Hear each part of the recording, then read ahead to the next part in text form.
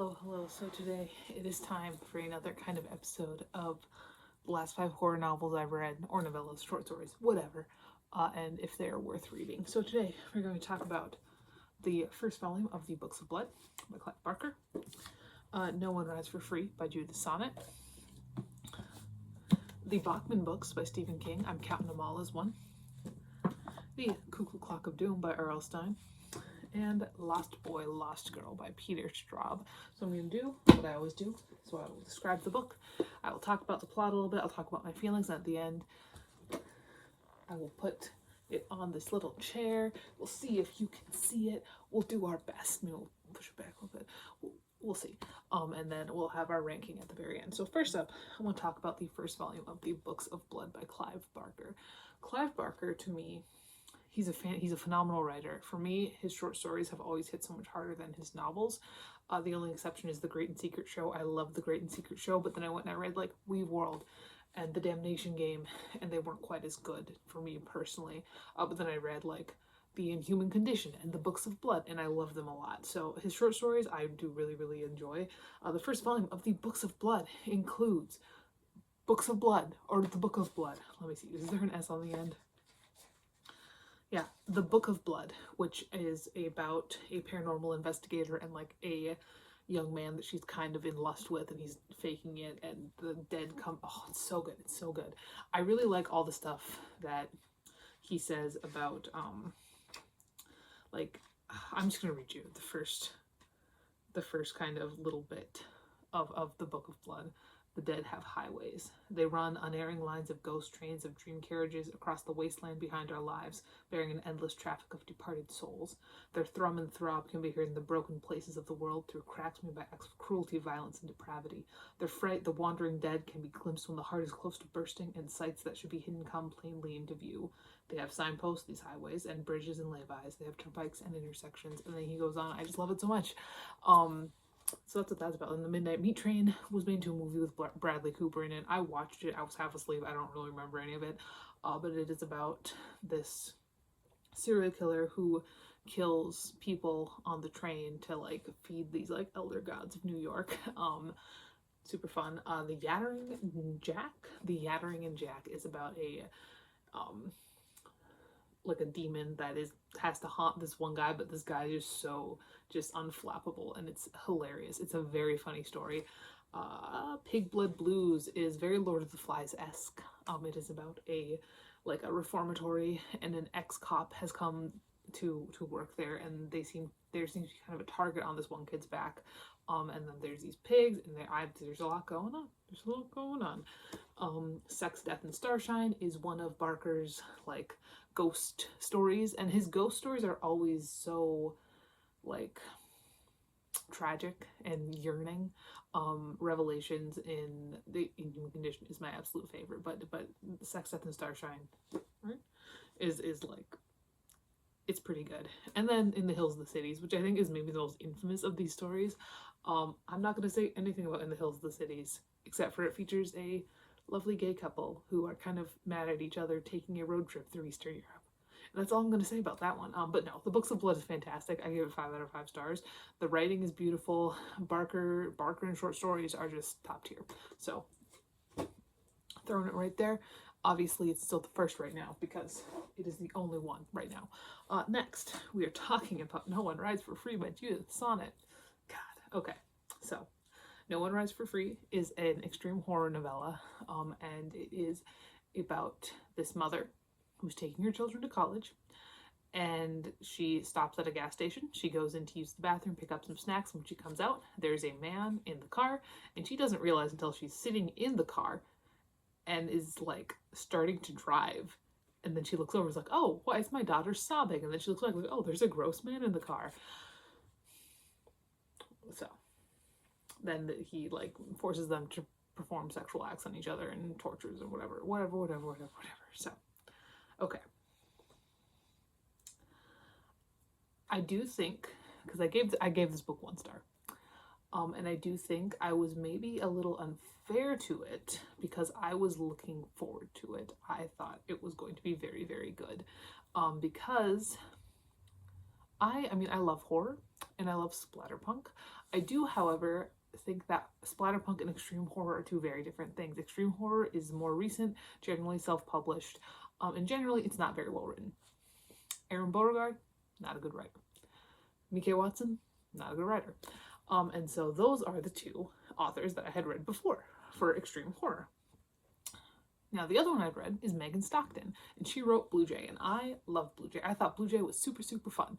So in my mind, I was like, well, maybe since Judith Sonnet is a woman and Megan Stockton was a woman, I will also enjoy No One Rides for Free. And I read mostly, I'm gonna lie, I do read mostly male authors. I do. I've read a weird amount of non-binary authors this year. Like, not like a huge amount, but like more than I have ever read previously, which has been kind of fun. But for the most part, I read a lot of male authors. I've been keeping it more 50-50 recently, but especially growing up reading mostly Stephen King, it was like I read mostly male authors, and by that I read mostly Stephen King. But that was my thought. It wasn't good. It wasn't fucking good. It was bad. My main issue with this book was that all the characters are so fucking stupid. Like, I realize that it's like a tragic thing, but especially when only one of them was charging this man, especially after he had gotten rid of the gun. Like, there are 4 of you at one point. At one point there were 4 of them, and I realized one of them was an old lady, and I realized that they're traumatized. But like, come on, even when he has a gun, there are fucking 4 of you. He can't kill you all. And then just the fact that the only one of them, there were 4 victims, there were 3 women and one young man. The fact that the only one of them that would charge him was the man. I didn't even really think about that till now. I'm like, what have we internalized, Judith? Like, come the fuck on. It made me so mad. And like, it was better written than most of the other extreme horror I've read. Definitely better than Watson. I'd say better than Beauregard too. Not as good as Stockton. Stockton is still my pinnacle. So like, technically, like, I gave them by Mika Watson 2 stars. I probably should have given this one more than 1 star, but I was just so disappointed. And it's bad. It's bad. I'm gonna spoil it right now. This is the worst book out of this stack. So now let's go back to middle school and let's talk about the Bachman books. This is my original copy of the Bachman books from when I was in 8th grade. The Bachman books is a set of novellas by Stephen King that he published under Richard Bachman. This edition includes Rage, The Long Walk, Roadwork, and The Running Man. Rage is a school shooting story that is now out of print because of its connection to several real-life school shootings. The Long Walk is the book that everybody mentions whenever anybody says, like, what's your favorite underrated Stephen King book, and then everybody's like, The Long Walk. And at that point, like, it's not really underrated anymore. Basically, 100 boys go have this competition. It's like a precursor to the Hunger Games. 100 boys start at the border between Maine and Canada. They have to walk until only one of them is left.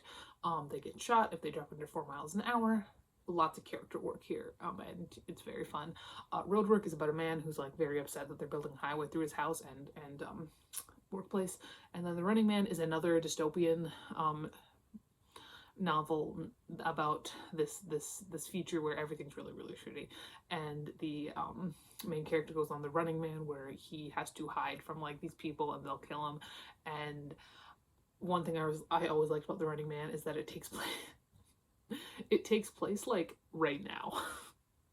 Like the main character is in his 20s, and he was born in August of 1997, and I'm like, he's a month younger than me, which has always been kind of fun. So I love the Bachman books. There is definitely an element of nostalgia here when it comes to the Bachman books. My favorite is The Long Walk. It goes The Long Walk, Rage, The Running Man, Roadwork. I have developed an appreciation for Roadwork that I did not have previously. I think that when I was first reading this book when I was 13 years old, Roadwork bored the shit out of me, but I do enjoy it now. It's a fun time. It is better.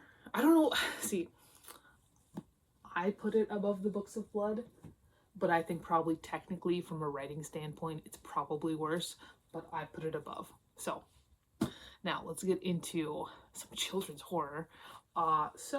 The Cuckoo Clock of Doom by R.L. Stine. This is the 28th Goosebumps book. It follows this boy, Michael, and he's got a little sister named Tara, who is just the worst child that's ever existed. His father gets a cuckoo clock, and Michael decides that because Tara has already gotten in trouble for messing with this clock, if he breaks the clock just a little bit, she'll get in trouble again. So he twists the head of the bird back around, and then time starts going backwards. So the thing about this book, this is one that I read a lot as a kid. Like, I have a lot of like memories of this book. This is very nostalgia heavy. But my thought, more recently than I've read this, I watched a couple episodes of the Goosebumps Hulu TV show with Justin Long in it, where they didn't really, like, they didn't take elements or plot points from Goosebumps. Like, there was a cuckoo clock in it, and that's what they took from Cuckoo Clock of Doom, and that's what they titled the episode Cuckoo Clock of Doom. But it was instead of going back in time, the cat boy gets stuck in a time loop, and it's so fucking funny. So anyway, this is fun. Probably technically speaking, it's one of the worst Goosebumps books, but I have a lot of fun with it because it's very nostalgia heavy. I am going to put it above No One Rides for Free, but below the Books of Blood and the Bachman books. All right, and last up, we have some Peter Straub. We have Lost Boy, Lost Girl. Peter Straub, in my mind, for most of the books for me have been just like, okay. I love the books he wrote with Stephen King. I read, I think it was Houses Without Doors and Ghost Story. They were both fine. I really loved A Special Place. Lost Boy, Lost Girl is about this guy and his brother's wife has just killed herself, and his like son, well, the main character's nephew, the guy's brother's son, he is, well, first up, Straub wants us to know that he's beautiful. So there's that. He's a beautiful, beautiful 15-year-old. He has been obsessed with this house that's like right across like the alleyway, and apparently the serial killer used to live there, Joseph Calendar, who I'm pretty sure is just supposed to be Joseph Calendar, and then he disappears, and it's very kind of ethereal, it's very esoteric at points, it's boring, it's not very good. it's not very good. Like, it was fine, and I think it was really funny because this was published in the early 2000s, and Straub was trying to like capture the early 2000s, and it very much was giving Aurora, who was 5 in the early 2000s, trying to capture the early 2000s in a One More Sad Song. Because it's like Mark, the nephew, and his best friend Jimbo are skateboarders, and they wear like baggy pants and stuff, and it's so funny. It's so funny. I think that Peter Straub is like a technically relatively talented writer. Like, he's not a bad writer, but I also think that he gets caught up on the weirdest things. I think I gave this 2 stars. I gave this 2 stars.